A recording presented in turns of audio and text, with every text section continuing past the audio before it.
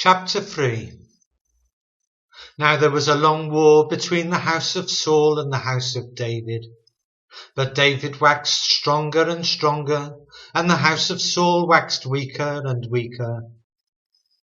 And unto David were sons born in Hebron, and his firstborn was Amnon, of Ahinoam the Jezreelitess.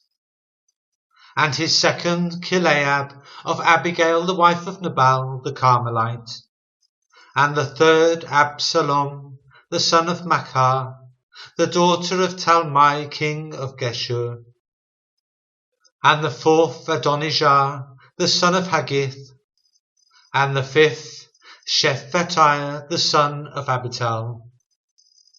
And the sixth Ithream, by Eglah David's wife. These were born to David in Hebron. And it came to pass, while there was war between the house of Saul and the house of David, that Abner made himself strong for the house of Saul. And Saul had a concubine whose name was Rizpah, the daughter of Aiah. And Ishbosheth said to Abner, Wherefore hast thou gone in unto my father's concubine? Then was Abner very wroth for the words of Ishbosheth, and said, Am I a dog's head, which against Judah do show kindness this day unto the house of Saul thy father, to his brethren and to his friends, and have not delivered thee into the hand of David, that thou chargest me today with a fault concerning this woman? So do God to Abner, and more also, except as the Lord hath sworn to David, even so I do to him. To translate the kingdom from the house of Saul, and to set up the throne of David over Israel and over Judah, from Dan even to Beersheba. And he could not answer Abner a word again, because he feared him. And Abner sent messengers to David on his behalf, saying, Whose is the land? Saying also, Make thy league with me, and behold, my hand shall be with thee, to bring about all Israel unto thee. And he said, Well, I will make a league with thee, but one thing I require of thee, that is, thou shalt not see my face, except thou first bring Michal, Saul's daughter, when thou comest to see my face. And David sent messengers to Ishbosheth, Saul's son, saying, Deliver me my wife Michal, which I espoused to me for 100 foreskins of the Philistines.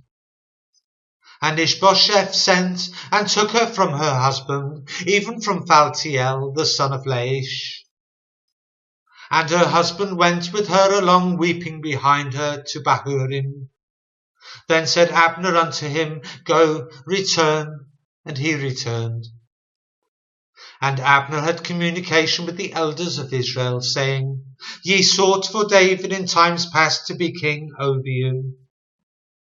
Now then do it, for the Lord hath spoken of David, saying, By the hand of my servant David I will save my people Israel out of the hand of the Philistines, and out of the hand of all their enemies. And Abner also spake in the ears of Benjamin. And Abner went also to speak in the ears of David in Hebron, all that seemed good to Israel, and that seemed good to the whole house of Benjamin. So Abner came to David in Hebron, and 20 men with him. And David made Abner and the men that were with him a feast.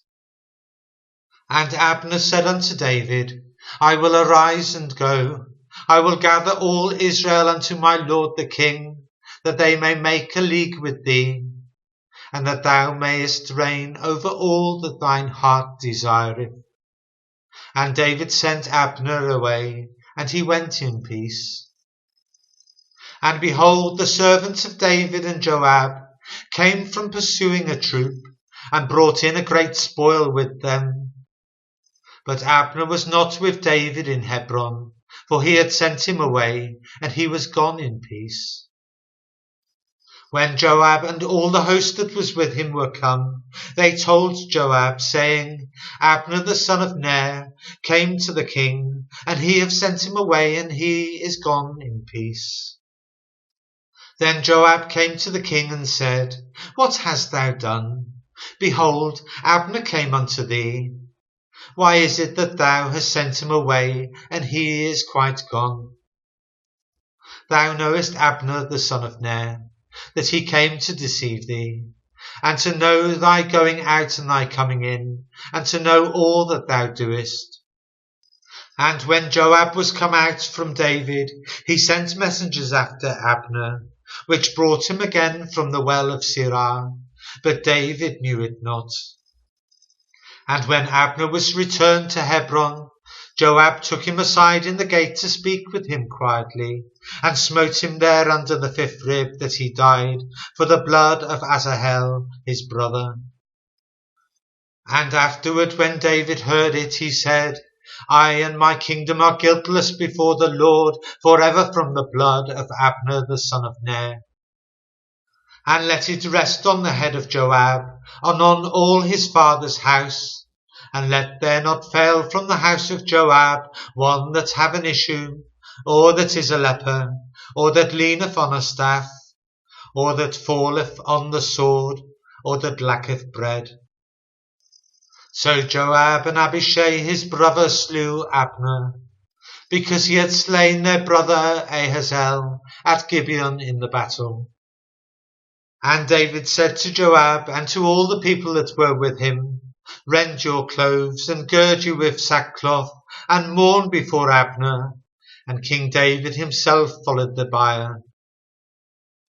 And they buried Abner in Hebron, and the king lifted up his voice, and wept at the grave of Abner, and all the people wept. And the king lamented over Abner, and said, Died Abner as a fool dieth. Thy hands were not bound, nor thy feet put into fetters, as a man falleth before a wicked man, so fellest thou. And all the people wept again over him.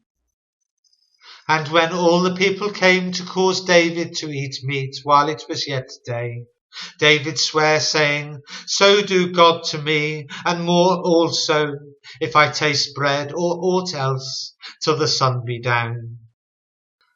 And all the people took notice of it, and it pleased them, as whatsoever the king did pleased all the people. For all the people and all Israel understood that day that it was not of the king to slay Abner the son of Ner. And the king said unto his servants, Know ye not that there is a prince and a great man fallen this day in Israel? And I am this day weak, though anointed king. And these men, the sons of Zeruiah, be too hard for me. The Lord shall reward the doer of evil according to his wickedness.